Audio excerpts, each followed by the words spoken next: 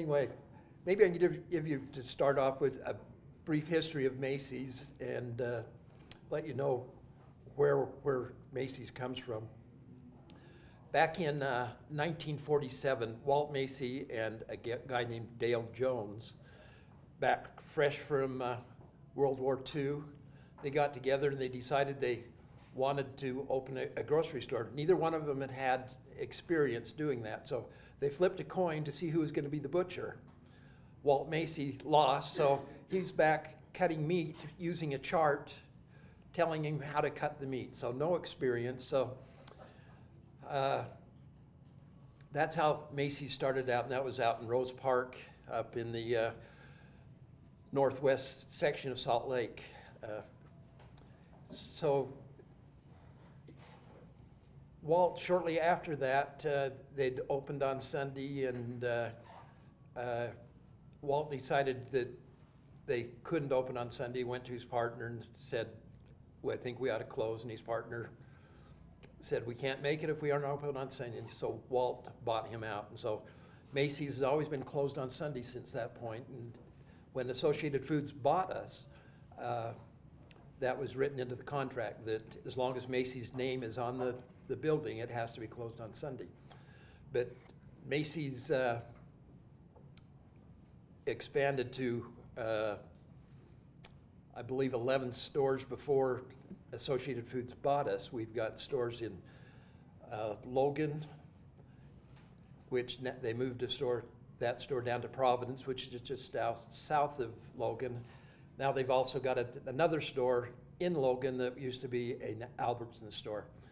They've got a store in Ogden, a store in Clinton, a store in West Jordan, a store in Sandy, Pleasant Grove, Lehigh, they say Provo and Orem, and this store in Spanish Fork, 11 stores. So, and Associated Foods owns us. Back in, I think it was about 98, Associated Foods.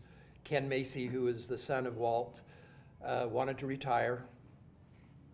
And Associated Foods, Macy's was their largest customer, and somebody out of California wanted to buy Macy's. Associated didn't feel they could lose that business, and so they got into the grocery business by buying Macy's. They also own Lynn's down in southern Utah, Dick's in Salt Lake, Dan's in Salt Lake, and all of the fresh markets that they've bought, I don't know, 5, 6 years ago. So Associated Foods has been a real good partner for us. It's been able to make it so we could have expanded buying power, and it's been very good good association for us. They've treated us very well. So, and that is the truth. I'm not just saying it because they're going to turn on Channel 17 and see this. Maybe some facts about supermarkets. The first chains started with A&P, which A&P was a tea company, and they put together the first chains of stores, and that was back in 1917. Chains started becoming prevalent in the 1920s, and the very first supermarket was opened by King Cullen in California, interestingly enough, in 1930. So that was the very first. What makes it a supermarket is it has the bakery, the dairy, everything that you think you need for your store. So that was the very first supermarket. And supermarkets and these chains started going forth from there. And by the 1950s, just about all of the grocery stores were converted over to supermarkets.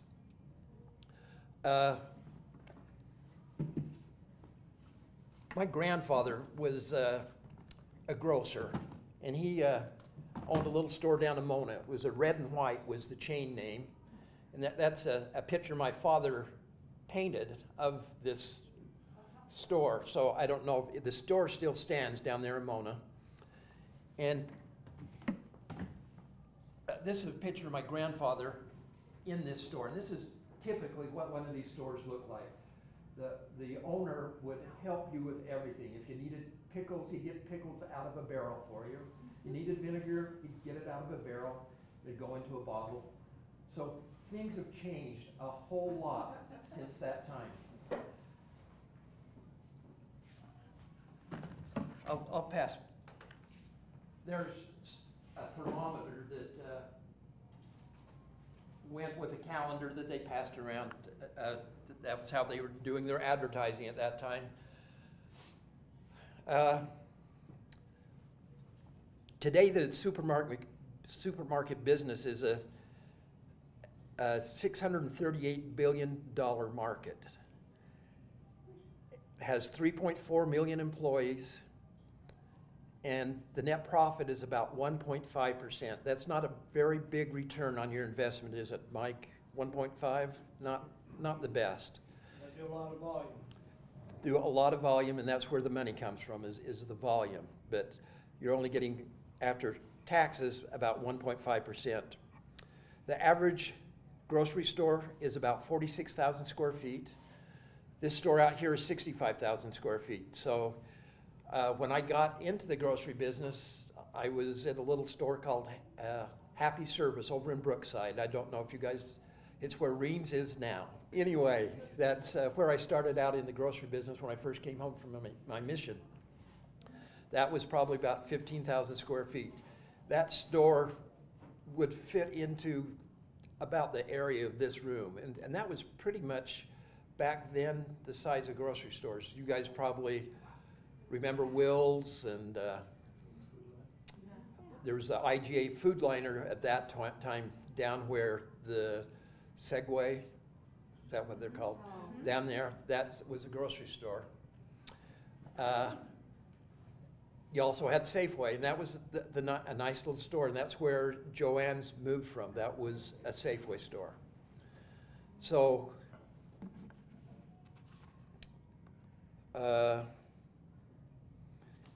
disposable income in the United States, about 5.6% of your disposable income goes for food. That includes fast food and the grocery store. Grocery is about 4.8, and the rest is all fast food. To give you an idea of what some of the other countries, if you're in the UK, you're going to spend 8.9% of your, and that's fairly low. If you're in China, it's 33% of your income goes to food. Is that, do you think that's because they buy fresh, they don't buy bulk, they buy, Yeah, do you have any idea? I don't really know, but I just know that that's what they're spending. Canada is about 9.1. Most of Europe is 15%. So U.S., you look at our food prices and you think, boy, that's expensive, but not compared to what we are making now. So, as I said, I started in the grocery business back in 1971. I came fresh off a mission. My brother was working for Dion Dove over at Brookside Market. He'd worked for him before at Skaggs in Provo, and Dion bought that Brookside Market. It was his first store. And so I started over there. The first thing you had to do as being a checker there, or if you're going to be the cashier that day, you'd get a produce sheet, you'd go over to the produce section, and you'd write down all of the produce prices, because there was no computers. You didn't have that. So there was no stickers on it telling you what the item was. You would have to know what those produce items were. So it'd be pretty tough in a store today because we have so many items. Back then, there was maybe 50 different varieties of produce in a store. So it wasn't really huge, and depending on the time of the year, it might be less than that. But you had to also know, if you're a checker, a little bit of supermarket math. Now, I can remember at that time, Campbell's tomato soup was 7 for $1. So what does that make? How much was a can? One can of soup. Anybody give me the? 14 cents. Well, we have to round up. It's supermarket math. 15 cents.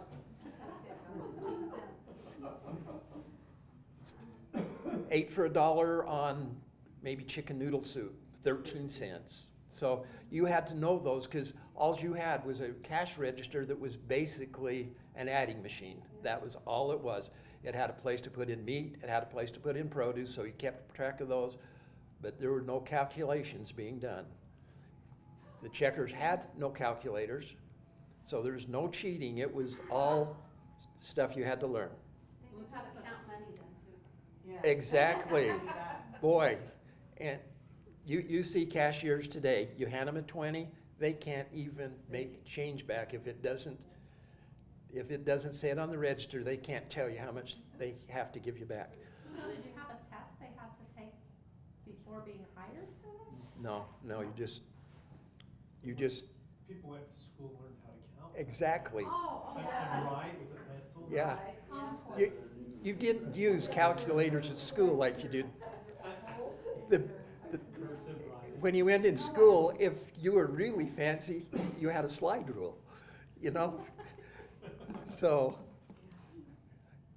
things were totally different than they are today, and that's a big thing that I want to. Grocery stores have changed so much over the years.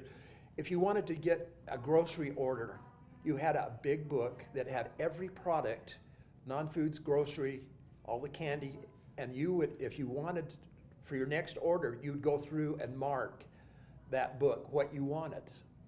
So what do you do after you've got the book all marked? And that took 4 or 5 hours to go through every item in that store.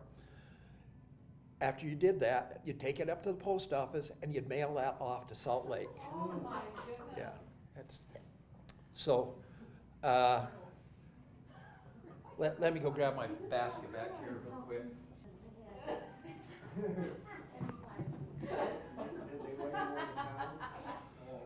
Okay, so anyway, after we mailed that book off, it goes up to Salt Lake, then they have to have somebody go through that book, and they did a data entry, and then that went down to shipping where they would pick all that stuff and it'd come back to you a week later after we'd get our groceries once a week on Mondays. So Mondays was grocery day, and today this is what we use to order groceries. This reads the tag on the shelf. It tells us the order history, how many I've ordered in the past. It tells how many is coming tonight.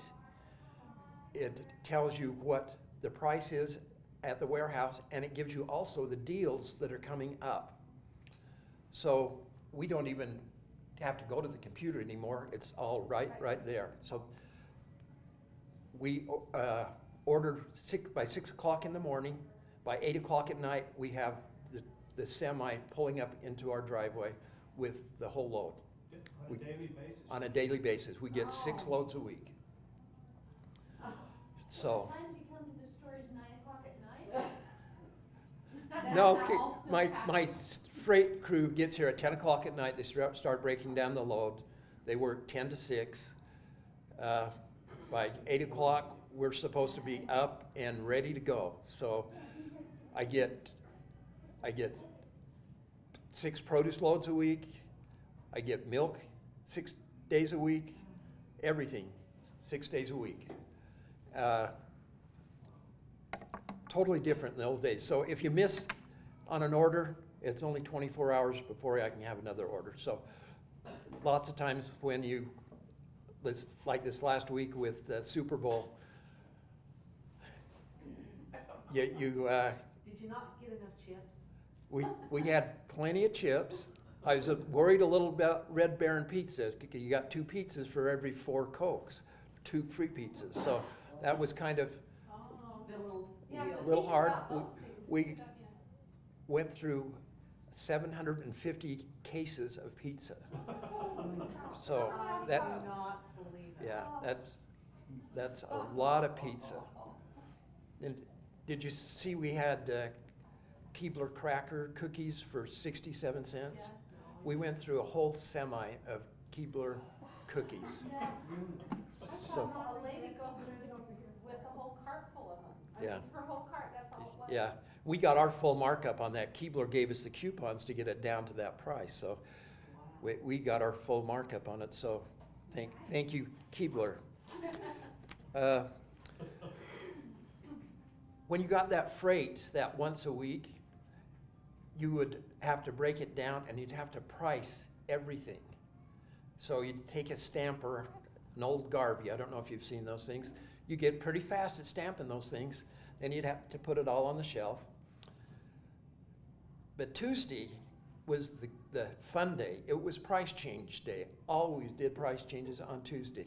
You know what you had to do with that? You have to pull them off the shelf, grab a can of hairspray, spray those, take a paper towel, wipe them all off, remark them.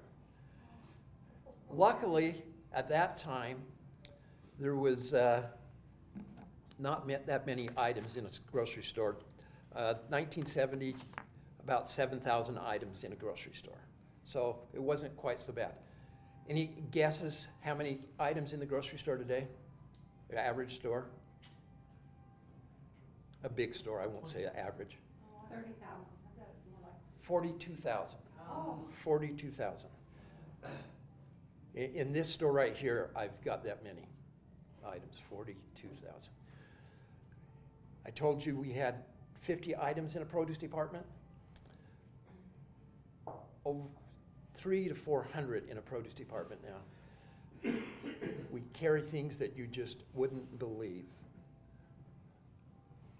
Anybody know what that is? Pomelo? It's an unripe grapefruit. That's what I was gonna say. Kind of looks like it. It's citrus. That's an ugly fruit. Ugly fruit. Are they good? Who buys it? It- Who knows that to buy it? People buy it because it's different. Just to try it? Oh, just to try it. Anybody ever seen that? Know what that is?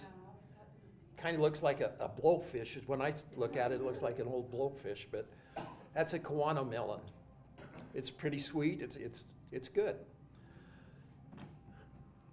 How about that? Anybody seen that before? Is that a star fruit? Star fruit. And we carry that all the time. We have fruits that just you would not believe. Over there, today, the first time I've seen it, a zebra lemon. I've got to open that up and see if it's what it looks like, but I haven't done that yet.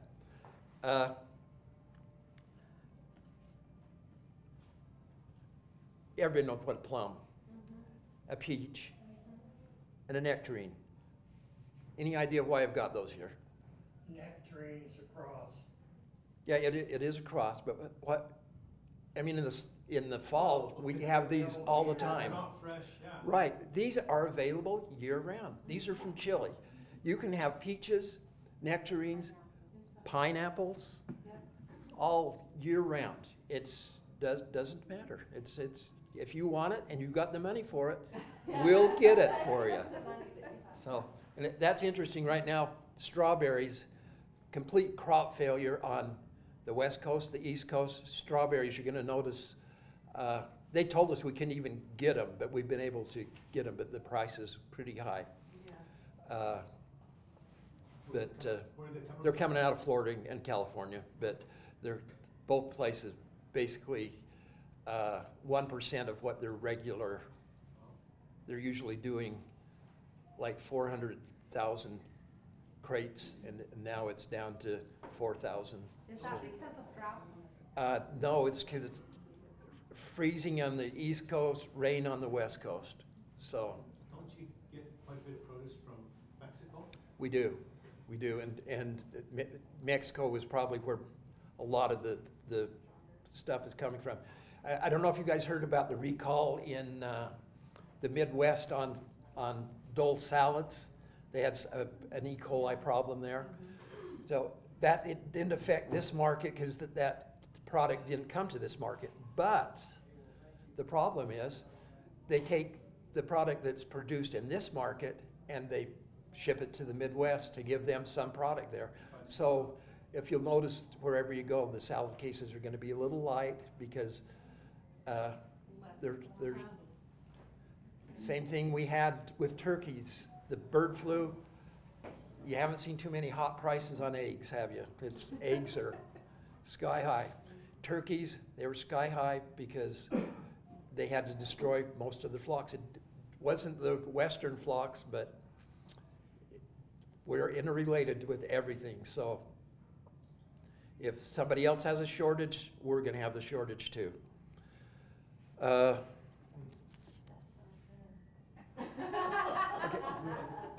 Okay. This.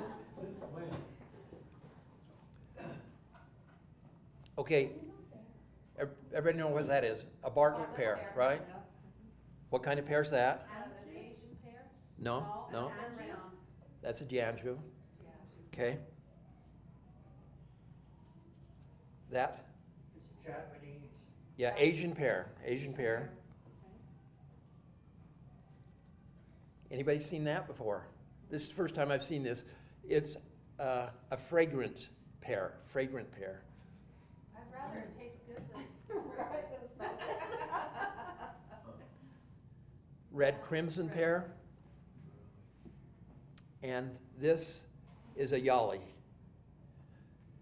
And one more pear that tastes the best of all of them, Bosque. Bosque. Tastes the best. Why don't It's- you label this and taste the best? Well, somebody's got to buy this.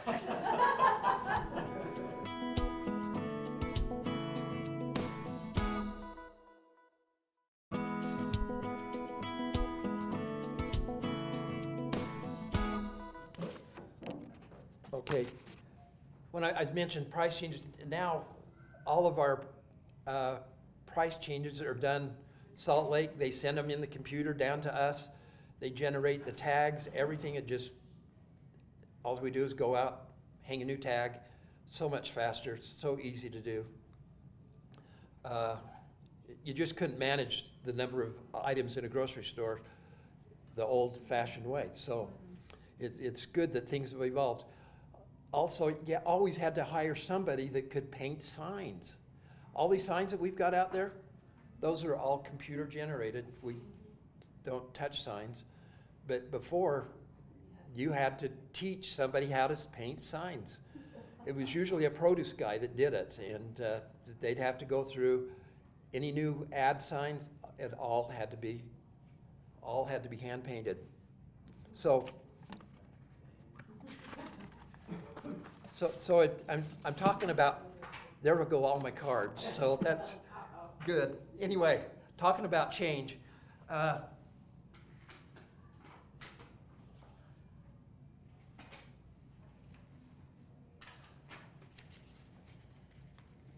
about Blockbuster? When you were in there in line in Blockbuster, I mean, the lines were long. Could you ever imagine Blockbuster going out of business? No. Hollywood Video? No. Good, heck, those guys had a business. How come they're not around? Redbox, Netflix? Amazon Prime. Couldn't they have done that? In your store. They could. Yeah. Yeah, we used to have a section in our old store that was videos. Yeah. We'd rented out videos. How about Woolworths? You guys remember Woolworths? Yeah, that was the 5 and dime. Kings. There's still a few Kings around. How about Pan Am? Can you remember Pan Am? It's gone. Pan Am. It was an airline. Oh. Okay. Hughes Airways. Sorry, I was thinking Remember store. Hughes Airways? No. Yeah, Hughes Airways. How about Polaroid? Oh, yeah. Yeah. Yeah. Now we have a camera in our phone. We have a little computer. in Yeah. our hand. Well, what's interesting, Kodak developed that digital camera, but they didn't know what to do with it. So where's Kodak today? No, they're still around, but they went from like a $900 billion company to, I think they lost 200 million or something last year. So Circuit City was here. I love Circuit City, it was great. Borders, my favorite store. I love Borders. How comes Borders gone? Anybody know? Internet, Amazon killed Borders. Kindles, yeah, that's what. Okay, all those stores were big stores. What happened to them? They didn't change. They didn't change. Kodak and Fuji were basically, Fuji did the Asian market, Kodak did the American market. Fuji went into cosmetics using the same chemicals that they used in their photo. They changed. Kodak was too late. So you've got to listen to your customers. You've got to see what's happening. I mentioned I've been with Macy's since 1971. So almost, I have been with Macy's, excuse me, I got in the grocery business. Been with Macy's since 1976. So before 40 years in July that I've been with Macy's. Wow. When I, Yeah. I think they need to. when, Are ya? They probably will. yeah, I'm not sure. I'll be just happy if I still got my job. When I started with Macy's, they were closed on Sunday and Monday. I guess for family home evening, I don't know. They figured there wasn't much business on Monday, so they gave their employees Sunday and Monday off. As soon as they opened that store at Caroline Square, that changed and they went to open on Mondays. But that store, I was hired on as a produce person, and that store was called Macy's Farmers Market. We were all dressed in overalls. We had bandanas. I mean, we did the whole 9 yards. I don't know if any of you guys remember that. We didn't have any refrigeration for the produce. It was all ice. So, and we lowered the price. What? What year was that? That was 1976. And we lowered, they lowered the price on produce, so the produce was the draw for the store. So they figured that by doing that they could, with the ice on it, look fresh, and so that was a format they had. Well, we're still having a hard time being Macy's, so we went to S&H Green Stamps. How many of you remember S&H Green Stamps? Gold Strike, I remember Gold Strike. That's how my mom paid for my oldest brother's luggage to go on his mission, was with their Gold Strike stamps. Well, about this time, there was a limited assortment grocery store going in Utah called Bobco's. Do you guys remember Bobco's? They were up in Salt Lake. Bob Johnson owned it. And Macy's went into an agreement with them. And so we were Macy's doing business as Bobco's. So at this time, 1982, I became the new manager down at Salem, and right down there next to Far West Bank, that little store right on the corner. And Yeah. well, it was You check it is, Oh. yeah, it's in the parking lot of Far West. Then U-Check is just north and east of it. So we had the little grease pens. You'd mark your stuff, and that was pretty nice if you lost the power. We've lost power before, and how do you tell what groceries are? So that was kind of nice to have those grease pens. But anyway, that didn't do all that great, so we went back to S&H. And then in 1988, we moved to Spanish Fork, and we became the first Macy's Sack and Save. Do you remember that? Sack and Saves? Yeah, Sack and Save. And not long after that, we went to the format that we are right now. But been a lot of changes over the years for Macy's. When we moved down to Salem, here in Spanish Fork, we had Will's, we had Safeway, we had, IGA. Well, no, right then it was Happy Service. Not Food for Less at that time. We had Storehouse Markets, which still had the grease pens, limited assortment, cheap prices. We moved here in '88. Happy Service went out of business. Will's went out of business. And At that time, there was just Storehouse and Macy's. Shortly after that, Food for Less came, Albertsons came to town. Food for Less went out of business after maybe a couple of years, not too long. Albertsons, the whole chain went down, and Associated Foods bought that. It became Fresh Market. So the changes keep happening in the grocery business. And the formats keep having to change. Right now, a big deal is Whole Foods, Sprouts, all the organic, fresh is very, very big with people. And you'd think, boy, how can they afford it? They do it.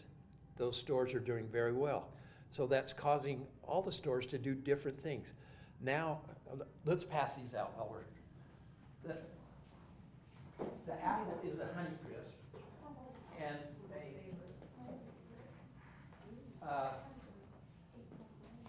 when I first started in the grocery business, the only kind of apples you could get were a Red Delicious, a Jonathan, a Roe, and a Golden Delicious. That was all there was. Not even Granny Smith. Huh? Granny Smith, when I first, about 1972, 73, the first time I saw Granny Smith, I was so excited because you could get an apple in the summer before we had the harvest that was crisp. They came from New Zealand, and they were nice and crisp. That was really a treat to get that crisp Granny Smith. Also remember when kiwis first came in about that same time. That was neat to be getting some new things.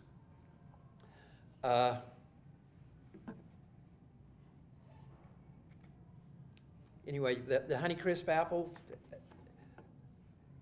we pay about close to $100 for a case of Honeycrisp. That's why you see the price on them. They're short-lived. They're not around all that long. Have you tried the Jazz apple? Also very good. Pink Ladies. Next year, there's a brand new apple that's going to come out on the market. I can't even remember it's cross between a Jazz and a Honeycrisp, and it's the starting price on that's going to be over $100 a case. But people will buy them because they want those new tastes. So that's what people do.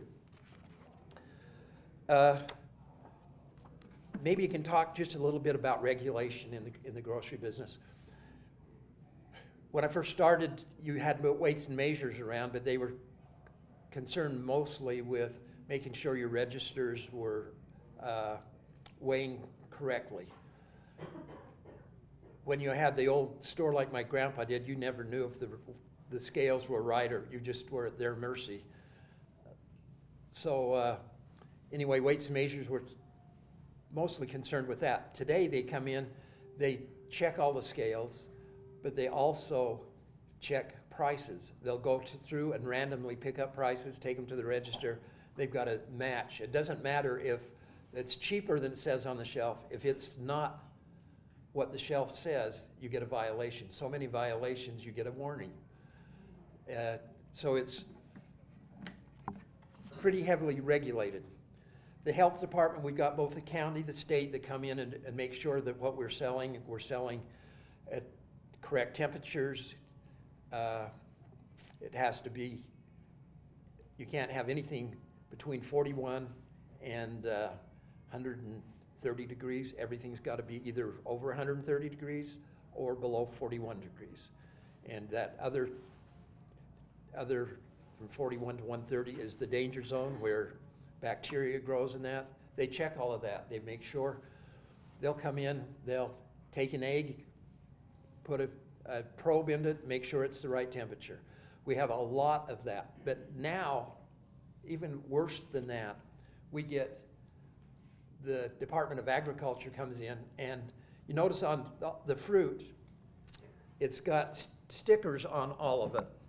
They've got to have so many percent have to have stickers. If they don't have a sticker, like this fragrant pear here, it doesn't have a sticker.